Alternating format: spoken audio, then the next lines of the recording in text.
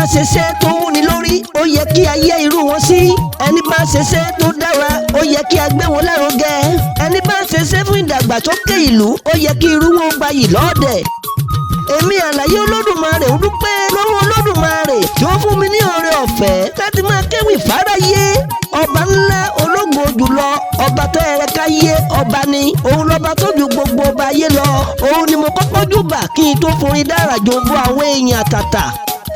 èmi kò sẹ́rẹ́ ti ṣe ni tó Michael Ọpẹ́yẹmí Bámidélé MOB wọ́n kàn ṣe iṣẹ́ mánigbàgbé tó ń ṣe sí Èkìtì Central. iṣẹ́ ńlá ni wọ́n ní yínníyínní kéèyàn ó ṣe mí ó yẹ kí akọrin fi gbé e lárugẹ. èmi ò mọ MOB ò mọ̀ mí ṣùgbọ́n iṣẹ́ tó ń ṣe ni mo rí tí mo fẹ́ fi tẹpẹpẹ orí ewì ọ̀rọ̀ náà.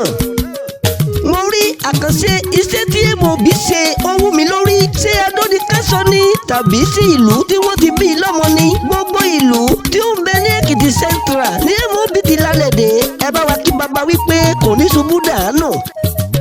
lára àkànṣe iṣẹ́ tí mo rí lórí ẹ̀rọ ayélujára tó wù mí lórí tí MOB ṣe sí Èkìtì Central lára wọn ní solar street light tó rìn mọ́lẹ̀ àwọn ìlú ńláńlá bí Òkè Mẹ̀sí Arámọkọ Ìjẹ̀rò Ẹ̀fọ̀n Anáàyè àti Adó Èkìtì.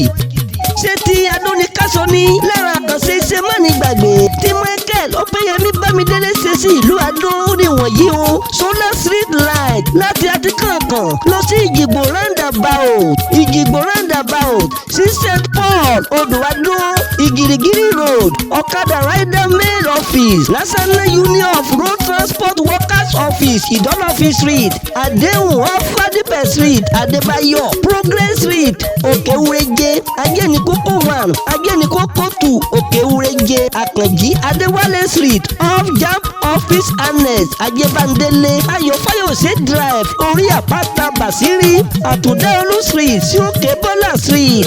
àìmọye ilé ìjọsìn lójó Solar street látẹ̀wọ́ MOB. Construction of 1 kilometer of road made and female hostesses for medical students at the 500-seater capacity computer ICT center in Exud. Construction of mini stadium along Igirigiri opposite New Adó Ekiti local government. Construction of 700-meter road at Ìdọ́lọ́fin Odò Adó ní Adó Ekiti. Sẹ́nitọ́ Dr. Michael Ọpẹ́yẹmí Bámidélé CON dúró gẹ́gẹ́ bí ìrètí àti ìyípadà ńlá.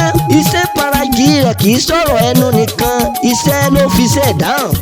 níwòye Michael Ọpẹ́yẹmí Bámidélé fún ìdàgbàsókè ìlú níbàámu pẹ̀lú àfojúsùn ìfẹ́ àti ìfarajì tí ọlọ́lá gómìnà ìpínlẹ̀ Èkìtì Gọ́vùnà Bíọ́dún Àbáyọ̀mí Oyèbánjí ní fún ìgbé ayé àwọn ènìyàn ló mú kí ìgbésẹ̀ MOB lórí àfojúsùn rẹ̀ ó yá kánkán pàápàá jùlọ ní ìlú Adó tí ń ṣe olú-ìlú ìpínlẹ̀ Èkìtì. nípa ìdásílẹ̀ iléèwé gíga Federal University of Technology and Environmental Science tí President Bọ́lá Ahmed Tinubu gbé kalẹ̀ sí ìlú Ìyìn kò ṣẹ̀yìn akitiyan Michael Ọpẹ́yẹmí Bámidélé ó ṣojú ènìyàn rẹ̀ gidi gan ni. ó yẹ kí a kàn sára sí i. àyèmọye health center àti nǹkan mánigbàgbé ní MOB ti dá ẹ jẹ́ kí a gbé gbósà fún bàbá àtàtà. àyèmọye health center ní Michael Ọpẹ́yẹmí Bámidélé ti dá káàkiri ìlú tí ń bẹ ní Èkìtì Central pátápátá. ó tún rún àwọn àgbẹ̀ lágbára. àyèmọye ìró lágbára mánigbàgbé ni ó ti dá ní ìpínlẹ̀ Èkìtì. ẹ̀yin ọmọ ìlú Ìyìn Èkìtì ẹ kú oríire bẹ̀rẹ̀ látòrí Royal Majesty Ọba Adéníyì Adéọlá Àjàkáyé Ọ̀nìyọ̀sáyé Òyìn kẹta kábíyèsí o. ẹyẹ tí ń ké bí ẹyẹ eku tí ń ké bí eku ọmọ ènìyàn tí ń fọhùn bí ènìyàn nígbà tirẹ̀ ohun rere tí ń wọnú ìlú Ìyìn Èkìtì. Michael Ọpẹ́yẹmí Bámidélé MOB jẹ́ agbẹjọ́rò tó dátọ́. ó tún jẹ́ ajàfẹ́tọ̀ọ́ ọmọ ènìyàn. ó tún jẹ́ olóṣèlú tó lọ́gbọ́n tó nímọ̀ tó tún mọ̀ye. ìlú Ìyìn Èkìtì ni a gbé bí lọ́mọ. ó jẹ́ ọmọ alálùbáríkà. ó gboyè bachelor's degree in religious study ní Ọbáfẹ́mi Awólọ́wọ̀ University, bachelor's degree in law ní University of Benin. ó tún ní master's degree in law from Franklin PS University. Michael Ọpẹ́yẹmí Bámidélé ti làmìlaka létò òṣèlú. ó ti ń ṣe é bẹ́ẹ̀ ni kò ní ìjákulẹ̀ kankan. ó jẹ́ special on legal matter sí Sẹ́nẹ́tọ̀ Bọ́lá Ahmed Tinubu ní 1992 tún jẹ́ senior special assistant on political and intergovernmental relations to Lagos State Governor ní year 2000. Ó tún jẹ́ commissioner for youth sport and social development ní Lagos State ní year 2003 sí year 2007. Ó tún jẹ́ commissioner for information and strategy ní Lagos State ní year 2007 sí year 2011. Member of House of Representatives Ado Ekiti Ìrẹ́pọ̀dù Ìfẹ́lódù Federal Constituency ní year 2011 sí year 2015. Sẹ́nitọ̀ Michael Opeyemi Bámidélé ti gba ọ̀pọ̀lọpọ̀ àmì ẹ̀yẹ káàkiri. Lára wọn ni Commander of the Order of the Niger CON ní year 2022. Àmọ́ lọ́wọ́lọ́wọ́ o MOB ní Senate Majority Leader and Chairman of the Senate Committee on Judiciary, Human Rights and Legal Matters. Edna University of Technology and Environmental Science tí ó wọlé dé sí ìlú Ìyìn akóre ńlá dé. Àwọn tó ń wáṣẹ́ ó dá mi lójú wọn sì rí iṣẹ́ ńlá ṣe. Àwọn àgbẹ̀ ìlú Ìyìn akóre oko wálé lọ́lá elédùà.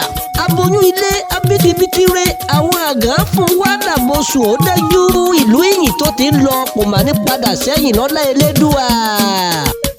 Bí wọ́n bá mi yé wípé ta ló ti kọrin ewì kan sára sí ẹni yìí ẹni ẹ̀yẹ Michael Opeyemi Bámidélé ẹ wí fún wọn wípé Sunday ni ọmọ Afolalu. Èmi gan ni Alaye Olódùmarè, èmi lọ́mọ ẹni tí ọ̀tá rí tí ọ̀tá sá, èmi lọ́mọ ẹni tó lámìlaka lẹ́nu iṣẹ́ akọni, èmi lọ́mọ akọ́dá ayé aṣẹ̀dá ọ̀run, èmi ni Alaye Olódùmarè tí kọ dídùn léwì.